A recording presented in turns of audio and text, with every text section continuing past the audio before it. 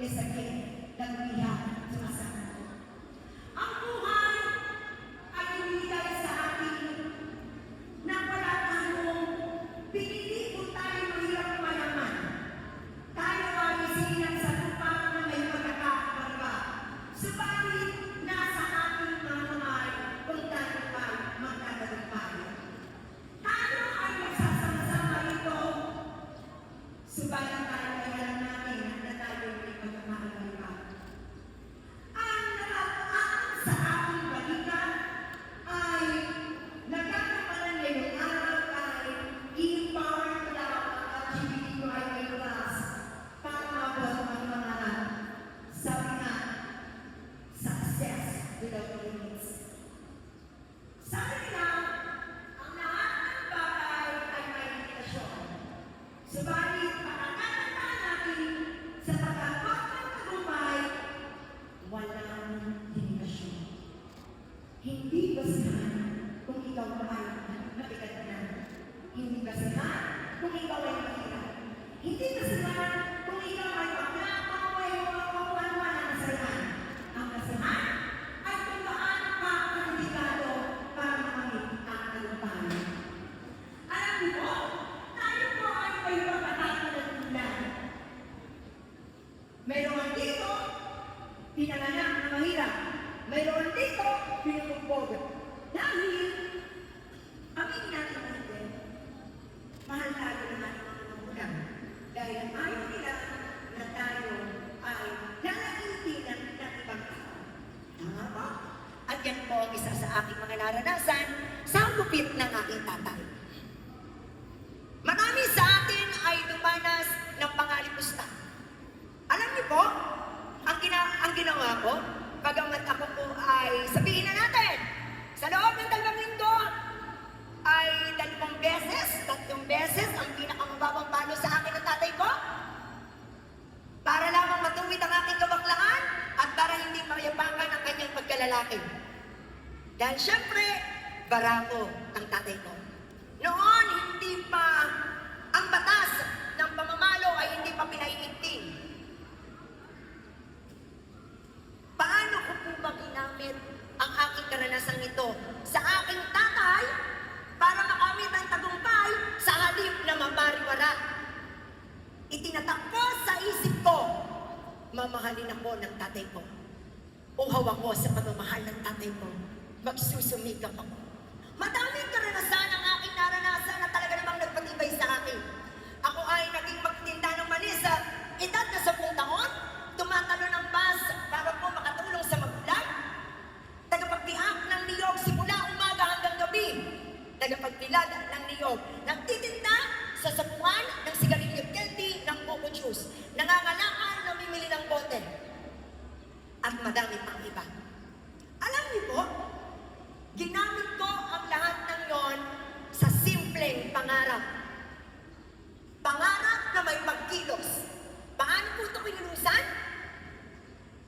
Sa bawat hakbang ko, ang lagi kong sabi, matatanggap ako ng tatay ko.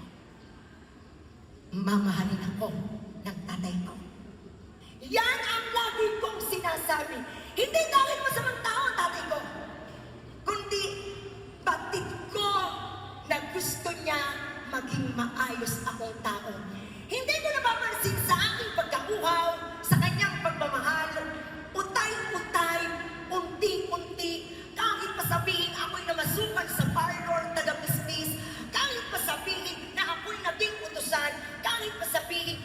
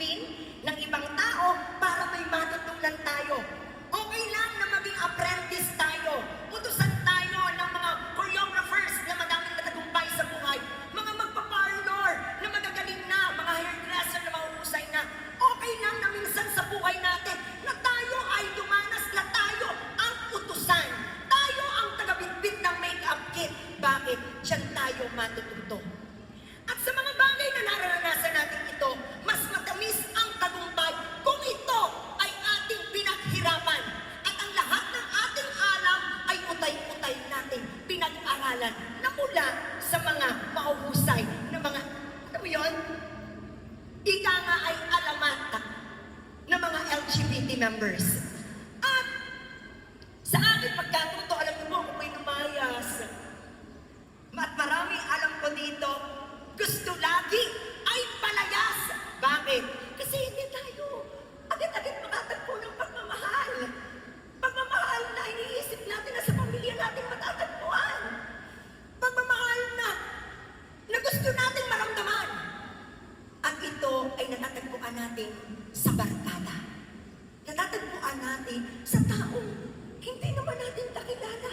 Pinagkakatuwaan tayo, pinapalapakan, pinasasayaw sa ibabaw. Yan tayo. Clown tayo ng marami.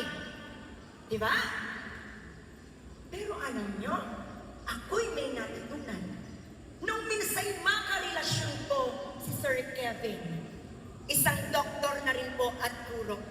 Alam niyo po, ang ganda ng ipinintal niya sa akin. Hindi niya ako pinagbabawalan sa mga bagay na gusto ko, pero pinagsasabihan niya po ako na babase ang paggala, tutok tayo sa ating pangarap.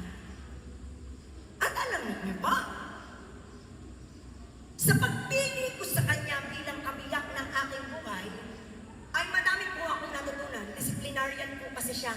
Yun pala ang kailangan ko. Gabay. Ano po? Ginabayan niya ako sa paraang bawal akong mag-inom, bawal akong gumala, nang yung counting chismisan po ay napapagalitan ako. Alam niyo, ang ganda din. Ang kailangan mo lang pala ay pagmamahal sa taong gumagabay at hindi pagsuwail. At doon po, naging maganda po ang takbo ng aking buhay. Utay-utay. Alam niyo po sa aking paglayas, at ako po ay naging scholar ni Governor Vilma. Alam niyo po, nakapagtapos ako ng pag-aaral sa pamamagitan ng pagtitinda ng yema sa Commercial College of Taal. Iniikot ko po yun. At sa pamamagitan po nun ako'y nagkabaon.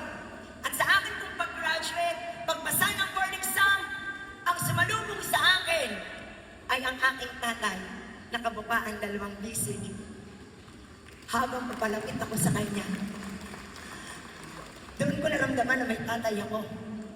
Ay sabi sa akin ng tatay ko, ang galing ng anak ko. Tutoy, pagdating ng panahon, magmamasteral ka. Pagka-graduate mo ng masteral, mag-doktoral ka. Ay di may anak akong doktor. Tumatak sa aking isipan ng isang pangarap. Pangarap ng aking tatay. Dahil nung araw na yun, natupad ang aking pangarap. Simple lang! Ang yakapin ako ng tatay ko at maging proud siya sa akin. At nagawa ko yun dahil pinatunayan ko sa kanya na may kalalagyang maganda ang pagiging bakla ko. Naging teacher po ako at sa bawat laban ng turuan ng sayaw kasama Sherwin Mulintapan, J.P. Chua, J.R. Bautista, Mendel Pagani at marami Epa Yuson at marami pang iba. Kasama ng aking mga barkadang Becky. Lagi kong sinisikap na champion. Bakit po? Gusto ko, pag uuwi ako, yalipusan ako ng tatay ko at sasabihin sa akin ang galing ng anak ko. At hindi ako nabibigo na tuwing uuwi ako. Ang tanong sa akin ng tatay ay, "Ano? Nanalo ka?" Tatay, champion po.